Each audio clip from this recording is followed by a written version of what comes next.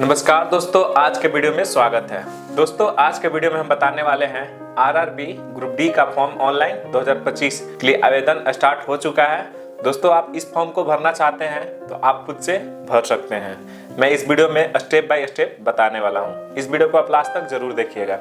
और दोस्तों RRB group D के फॉर्म भरते टाइम आपको आधार वेरिफिकेशन करना होगा। आपका आधार से मोबाइल लिंक रहेगा तभी आपका आधार वेरिफिकेशन होगा।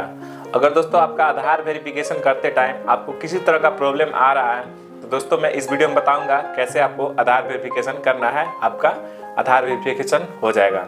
चलिए दोस्तों वीडियो को स्टार्ट करते हैं। आपको अगर किसी तरह का प्रॉब्लम होगा वीडियो के नीचे कमेंट करिएगा, मैं इसका रिप्लाई कर दूंगा। वीडियो के डिस्क्रिप्शन बॉक्स में लिंक दे दूंगा, वहां पर आप क्लिक करिएगा तो डायरेक्ट इस फॉर्म को भर सकते हैं। चलिए दोस्तों वीडियो को स्टार्ट करते हैं।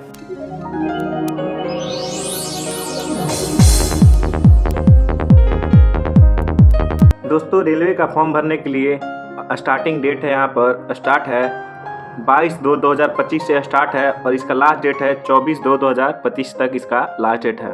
और दोस्तों इसका करेक्शन का जो डेट है, अगर फॉर्म में किसी तरह का आपका गलती हो जाता है तो 25 फरवरी से 6 मार्च तक इसमें आप करेक्शन करके अपना फॉर्म को सुधार सकते हैं। और इसका एप्लीकेशन फ़ी है जनरल, ओबीसी और ईडब्ल्यूएस के लिए यहाँ पर 500 रुपया फ़ी है और SC/ST के लिए यहाँ पर 250 रुपया है और फीमेल कैटेगरी यानी और लड़की के लिए यहाँ पर फ़ी है 250 रुपया। और दोस्तों इसमें रिफंड भी होता है। इसमें आपको बैंक अकाउंट मांगता है इसमें डालने के लिए। इसमें आपका ओबीसी के लिए इसमें 400 रुपया रिफंड होता है, ओबीसी जनरल और ईडब्ल्यूएस के लिए, और SC/ST के लिए इसमें आपका 250 रुपया इसमें रिफंड होता है, यानी 240 रुपये इसमें रिफंड होता है। इसमें 10-10 रुपया टैक्स काटता है और ये रिफंड हो जाता है आपका पैसा। और उसके बाद यहाँ पर एज लिमिट है 1/1/25 तक इसका एज लिमिट है, यानी 1/1/25 तक आपका 18 वर्ष हो जाना चाहिए। और इसका मिनिमम एज है 18 साल और मैक्सिमम एज है 36 साल तक इसका एज है। और इसमें छूट दिया हुआ है जो एज के अनुसार, रूल के अनुसार इसमें एज रिलैक्सेशन दिया जाता है। जैसे ओबीसी का 3 साल और SC/ST का 5 साल, इस तरह से इसमें छूट दिया हुआ है। इसका नोटिफिकेशन में मिल जाएगा आपको। आरआरबी ग्रुप डी का बहाली 2024 का नोटिफिकेशन है और इसका बहाली आया हुआ है 25 में। और इसका टोटल बहाली आया हुआ जो वैकेंसी 25 में 32,438 पोस्ट पर टोटल बहाली आया हुआ है। इसमें आपको क्वालिफिकेशन मांग रहा है लेवल 1 ग्रुप डी के लिए 32,438 पोस्ट के लिए। इसमें 10th पास होना आपको ज़रूरी है। इसके अलावा आपके पास एलिजिबिलिटी है ITI या फिर अप्रेंटिस, तो इसमें आप लगा सकते हैं। उसके बाद यहाँ पर आरआरबी लेवल 1 के लिए यहाँ पर जोन वाइज इसमें वैकेंसी डिटेल दिया हुआ है, किस जोन में कितना सीट है। यहाँ पर जयपुर में देख सकते हैं, यहाँ पर UR के लिए 797 पोस्ट है, EWS के लिए है, उसके बाद OBC के लिए है। इसमें जिस कैटेगरी में आप आते होंगे यहाँ पर अपना कैटेगरी वाइज वैकेंसी डिटेल देख सकते हैं और जोन वाइज यहाँ से अप्लाई कर सकते हैं। अलग अलग यहाँ जोन में दिया हुआ है। वीडियो के नीचे जैसे ही लिंक पर क्लिक करिएगा आपका इस तरह का इंटरफेस खुलकर आ जाएगा अप्लाई करने के लिए। तो यहाँ पर आप अगर पहले से भरे हैं फॉर्म, जैसे आरआरबी टेक्नीशियन, ALP या फिर आरआरबी NTPC, तो आपको यहाँ पर क्या करना होगा, यहाँ पर मोबाइल नंबर डालना होगा। उसके बाद आपके पास पासवर्ड होगा पहले का, वो डाल करके यहाँ से आई एम नॉट रोबोट पर क्लिक करके लॉगिन हो जाना होगा। अगर आप पहले से रजिस्टर हैं, आपके पास पासवर्ड नहीं मालूम है, तो आपको यहाँ पर फॉरगेट वाले ऑप्शन पर क्लिक करिएगा, आपके मोबाइल और मेल पर पासवर्ड चला जाएगा, वहाँ से आप लॉगिन हो सकते हैं। आप अगर पहली बार फॉर्म भर रहे हैं तो आपको यहाँ पर क्रिएट एन अकाउंट पर क्लिक कर लेना होगा। जैसे ही क्लिक करेंगे यहाँ पर आपको नेशनलिटी यहाँ पर चूज करने के लिए ऑप्शन आ जाएगा, यहाँ से चूज कर लीजिएगा। करने के बाद यहाँ पर आपको यहाँ पर अपना नाम डालना होगा। उसके बाद यहाँ से रीटाइप नाम, यानी जो आप नाम डाले हैं वहीं आपको कंफर्म नेम आपको करना होगा। उसके बाद यहाँ पर आप नाम कभी चेंज किए हैं तो यहाँ से नो कर लीजिएगा, नहीं किए हैं तो। उसके बाद यहाँ से आपको डेट ऑफ बर्थ चूज कर लेना होगा। डेट ऑफ बर्थ यहाँ से हम डाल लेंगे। उसके बाद यहाँ से हम फिर रीटाइप इसमें डेट ऑफ बर्थ कन्फर्म कर लेंगे, वहीं डेट ऑफ बर्थ को डाल करके। उसके बाद यहाँ से अपना जेंडर सेलेक्ट कर लेंगे, जो आपका जेंडर होगा कन्फर्म जेंडर कर लेंगे। उसके बाद यहाँ से फादर नेम और मदर नेम इसमें डाल लेंगे, कन्फर्म यहाँ से कर लेंगे। डालने के बाद यहाँ पर आपको यहाँ पर अपना ईमेल आईडी डालना होगा। जो आपका चालू ईमेल आईडी होगा वो यहाँ पर डालिएगा, आपके मेल पर OTP आएगा। उसके बाद यहाँ से मोबाइल भी डालना होगा, जो आपका चालू होगा उस पर आपका OTP वेरिफिकेशन करना होगा। दोनों डाल करके यहाँ पर जनरेट OTP पर क्लिक कर लीजिएगा।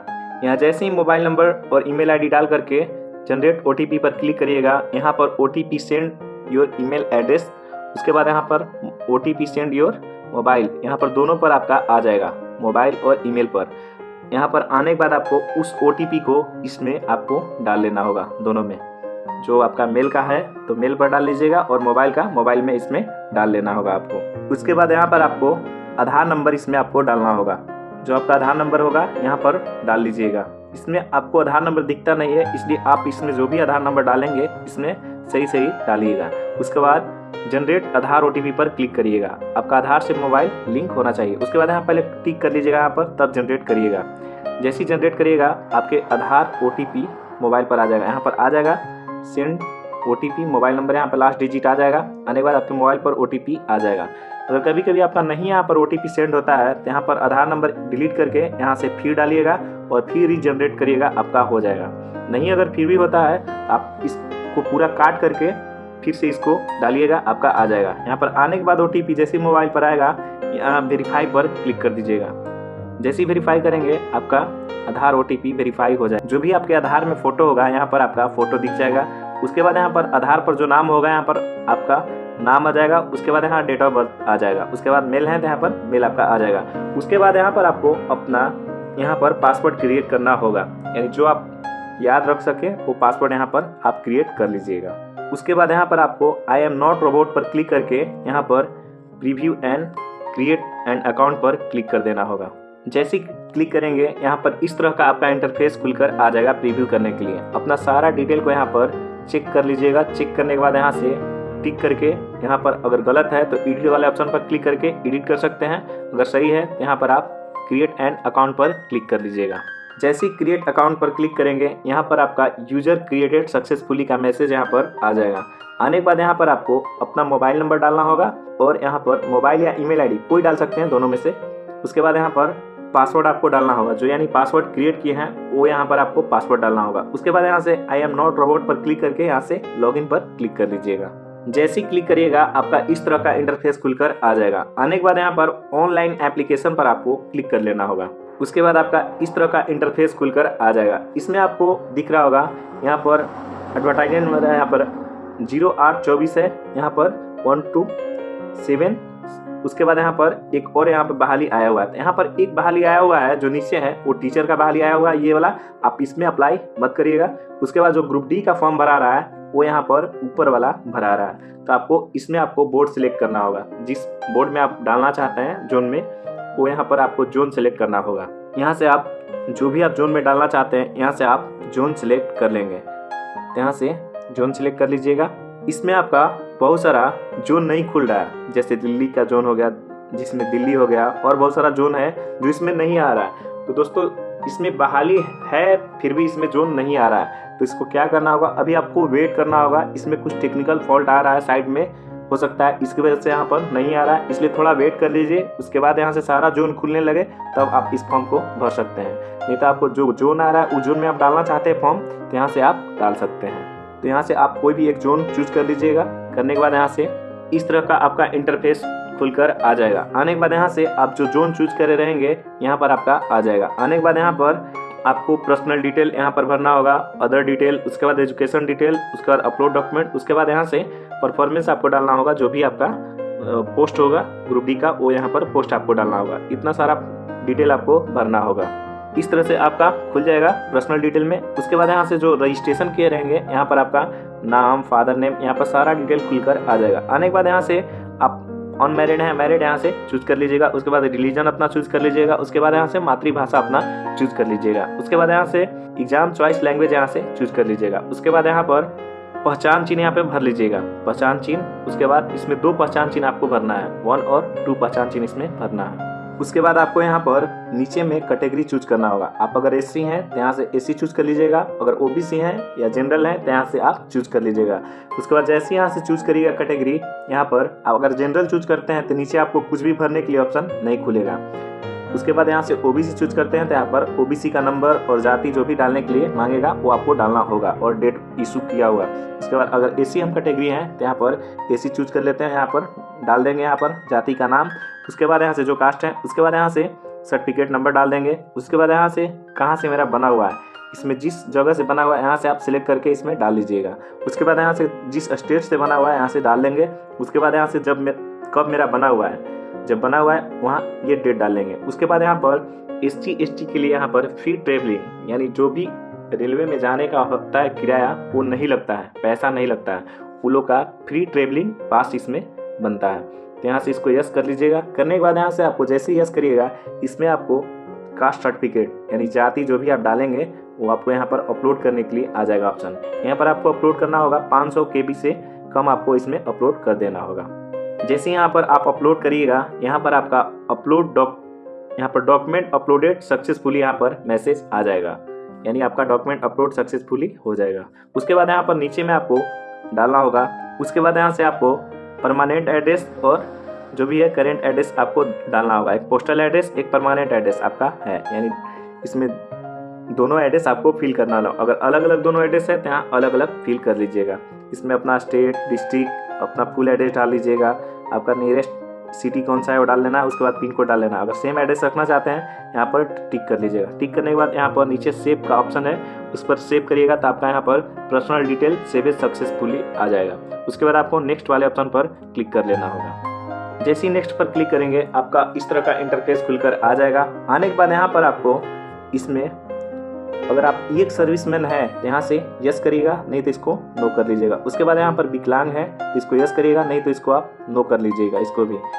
उसके बाद आपको यहाँ पर EBC, यहाँ पर जो है आप EBC बहुत लोग कैटेगरी में आते हैं, जैसे बिहार में EBC जो होता है PC और EBC, तो यहाँ पर EBC आता है तो आप इसको यस मत करिएगा। अगर आपका आय 50,000 से कम का है तो यहाँ पर आप बनता होगा तो आप यहाँ इसको यस करके भर सकते हैं। नहीं तो आप आपका DV यानी जो भी डॉक्यूमेंट वेरिफिकेशन होगा उस टाइम में आपका आय अगर 50,000 से नीचे नहीं होगा तो आप उस टाइम डॉक्यूमेंट वेरिफिकेशन से आप वंचित हो जाएंगे, यानी वहाँ से आप बाहर हो सकते हैं। इसलिए यहाँ पर इसको आप नो रखिएगा, आपके लिए अच्छा रहेगा। उसके बाद यहाँ पर रेलवे एप्लीकेंट यहाँ पर है तो यहाँ से यस, नहीं तो इसको भी नो रखिएगा। उसके बाद यहाँ से इसको भी नो कर लीजिएगा। उसके बाद यहाँ से आपके पास अप्रेंटिस है तो यहाँ से यस करके भर सकते हैं, नहीं तो इसको भी नो रखिएगा।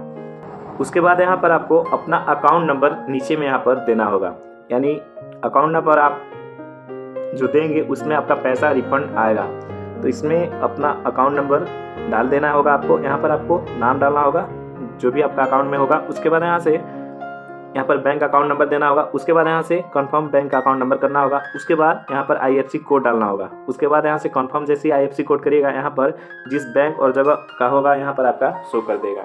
यहाँ पर आप बैंक अकाउंट में डाल सकते हैं फादर मदर का भी। अगर स्टूडेंट के पास बैंक अकाउंट नहीं है तो यहाँ पर फादर मदर का भी अकाउंट डाल सकते हैं। लेकिन आप ध्यान रखिएगा कि यहाँ पर बैंक अकाउंट अगर एक फॉर्म में डाल रहे हैं तो एक फॉर्म में एक ही बैंक अकाउंट डालिएगा। ये ना कि एक फॉर्म में डाल दिए बैंक अकाउंट और वहीं फॉर्म में दूसरा फॉर्म में भी अगर भर रहे हैं तो वहीं अकाउंट आप डाल दिए तो आपका दोनों पैसा के लिए होल्डिंग लग जाएगा। तो इसलिए आप एक फॉर्म भर रहे हैं तो उसमें एक ही बैंक अकाउंट डालिएगा, दूसरे फॉर्म में आप एक ही अकाउंट नहीं डाल सकते हैं, ये आपको ध्यान रखना होगा। उसके बाद यहाँ पर आपको क्वालिफिकेशन डिटेल चूज करना होगा। यहाँ से मैट्रिक पास हैं तो यहाँ से मैट्रिक पहले डाल लीजिएगा। उसके बाद ITI है तो यहाँ से ITI भी डाल सकते हैं। तो पहले यहाँ से मैट्रिक डाल लीजिएगा, जिस बोर्ड से आप पास हैं स्टेट से यहाँ से डाल लेंगे। उसके बाद यहाँ से आप जिस जिला से आप पास किए हैं वो यहाँ डाल लेंगे। उसके बाद यहाँ से बोर्ड डाल लेंगे। इस तरह से आप डाल लीजिएगा। उसके बाद यहाँ पर पासिंग डेट डाल लीजिएगा जो आपके मार्कशीट में होगा। उसके बाद यहाँ से रोल नंबर डाल लीजिएगा। उसके बाद आपके पास सर्टिफिकेट नंबर है तो यहाँ पे डाल लीजिएगा। मैट्रिक का जो ओरिजिनल सर्टिफिकेट होता है उसमें नंबर होता है सर्टिफिकेट नंबर, यहाँ पर आप डाल लीजिएगा। उसके बाद यहाँ से ऐड वाले ऑप्शन पर क्लिक कर लीजिएगा। जैसे ही ऐड करिएगा आपका ये क्वालिफिकेशन डिटेल ऐड हो जाएगा।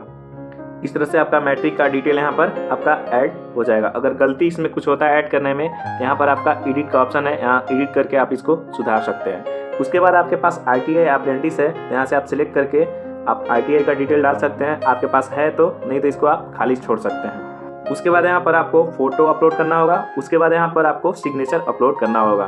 फोटो आपको अपलोड करना होगा, व्हाइट बैकग्राउंड का आपको फोटो अपलोड करना होगा।